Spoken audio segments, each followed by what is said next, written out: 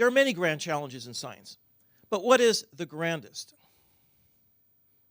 Us. And perhaps the grandest question is a question that was asked centuries ago and encapsulated by René Descartes. I think, therefore I am. Cogito ergo sum.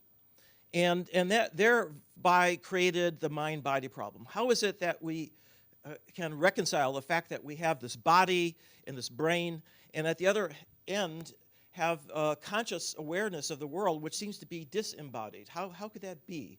Well, this may be one of those illusions that, in fact, once we've understood more about the brain, we'll understand a little bit more about how it is that our internal world it connects with the body and the external world. Well, what about us? What's the most exciting science right now? Every science has its era.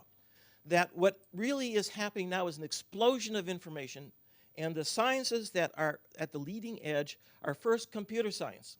Biology is not just about energy, it's about information. And computer scientists know a lot more about information than biologists. And that's really unfolded over the last several decades. Another area that I'm going to be talking about is the brain. It's an organ whose function is to get us through the world, to survive using information from the world, generating information. So this is an information organ. And finally, genomics is exploding in terms of being able to sequence the gene of every single species. In fact, every individual eventually will get sequenced.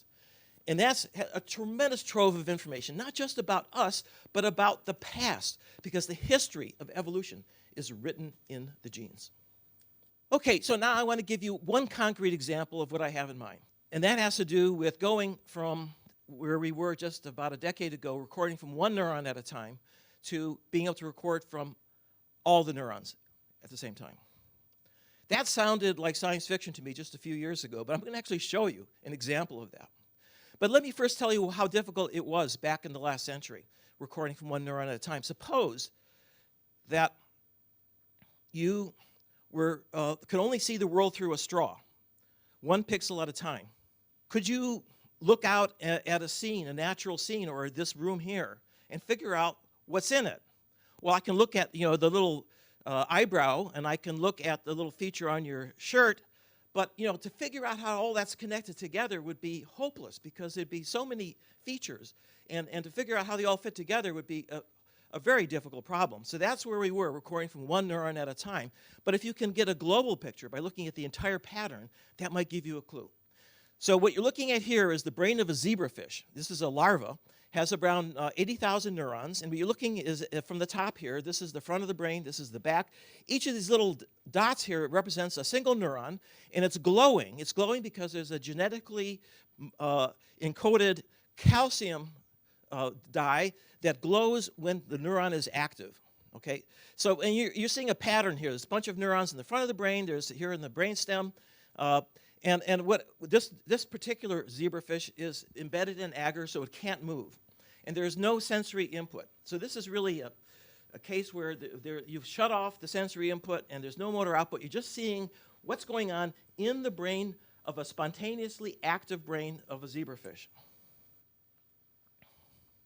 Well, the pattern is changing.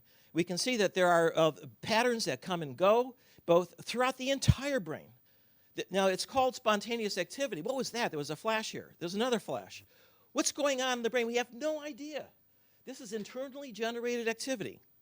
And we're seeing here, for the first time, what we're up against. We're trying to interpret all this activity that's being internally generated that isn't connected to the world. Now, most of neuroscience is based on sensory motor experiments. We flash up a stimulus, we ask the monkey to respond, right? That's a different state from what you've just seen. This is a state that happens when you're sitting or lying in your bed and your brain is just zipping away and you're thinking about what you're going to do that day or what the problem is that is on the top of your head, and things just pop into your head. Well, that's what is happening here. These are the things that are popping into the zebrafish's head. Oh my God, I can't move. What's going on here? How do I get out of this? I mean, I don't know what the zebrafish is thinking, but the point is we've reached the point where we can actually look at thought happening not just in zebrafish, but eventually in humans. Now, I want to show you one consequence of the fact that as we learn about what's happening in the brain, we're going to be able to build devices, neuromorphic devices, that are going to change how we interact with the world and how the devices that are going to help us interact with the world.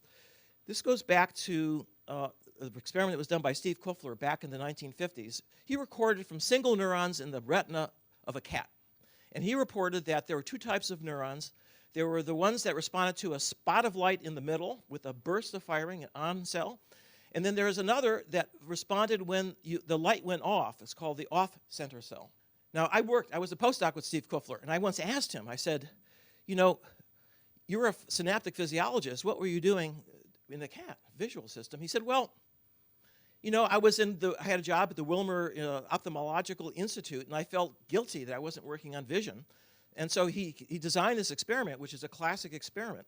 He did that, and then he said to his postdocs, why don't you take this electrode and go up into the visual system and into the cortex? And those two postdocs were David Hubel and Torsten Wiesel, who later won the Nobel Prize for their work in the visual cortex. But I want to stay in the retina, because I think this is very illustrative of what's going to happen. This is Toby Delbruck, who's at the Institute for Neuroinformatics at the University of Zurich. He designed a new camera. It's very rare. You know, cameras that we have, we take pictures with them, they're frame-based. This camera is spike-based, just like our retina produces spikes. Ganglion cell produces spikes asynchronously.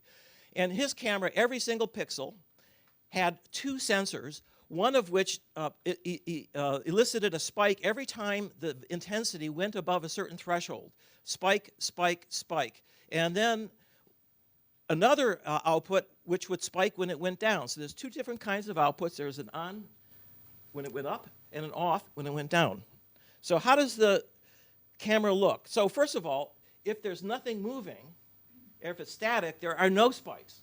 This is very efficient in terms of energy. And so here is Toby looking into his camera, and the white pixels are the on spikes, and the black pixels are the off spikes. So you can see very clearly how efficient this is. It only sends information where there is something changing. And you can also see that it's very easy to tell where the features are, where the edges are. This is a sunglass, and you can see that it doesn't matter whether you've changed the intensity or not through the lens, because it will also register changes. So it's a very, computationally efficient and very sensitive. This is a rotating spot. And what's happening is that we're looking at time slices that are shorter and shorter. We're down to the millisecond level, which is the time for a single spike. You can see there's a lot of information here about the little spot going around where it's just coming in and where it's just going out. If you had a camera that had a frame speed of 30 milliseconds, you would not see a rotating spot, because it would go around. This is going around at, literally hundreds of times a second. So you're not going to be able to see it, because in every frame, you're going to see it going around and averaging over many, many, many circular positions. So you just see a blur, a circle, a concentric circle. This is now a single cell, and you can see how it's firing in a traffic situation. Well, okay, that gives you a sense for what's happening. This is the circle here. It's rotating at 200 revolutions per second. Here's time, here's space. You can see the helix. It solves many problems in vision.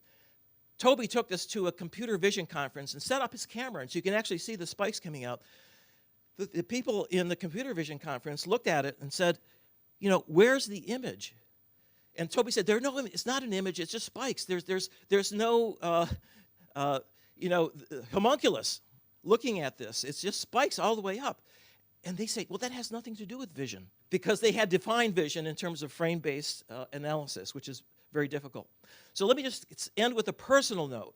When I was asked to serve on the NIH panel to advise the director of NIH, Francis Collins, on the BRAIN initiative, I was really pleased that they actually recognized the importance of what I'm doing personally.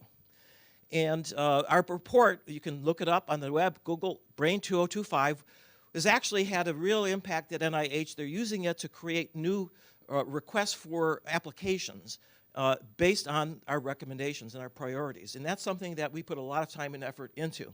And so as a consequence, on the day that the announcement was made in the White House on April 2nd, 2013, I was personally thanked by the president. And this is really remarkable that, who am I? There's a story behind this, which is that I was talking to someone who's just out of the photograph here, and I had never met her before. And I said, well, who are you? And she said, well, my name is Arti Prabhakar. I'm the director of DARPA. It's a very good place to network if you've ever been to the White House. And I was talking to her, and someone tapped me on my shoulder. And I turned around, I looked up. He is really tall. And I looked up, and unfortunately, I had not been prepared for this. I had no idea what to say. So here's what I did. Thank you, Mr. President. And thank you.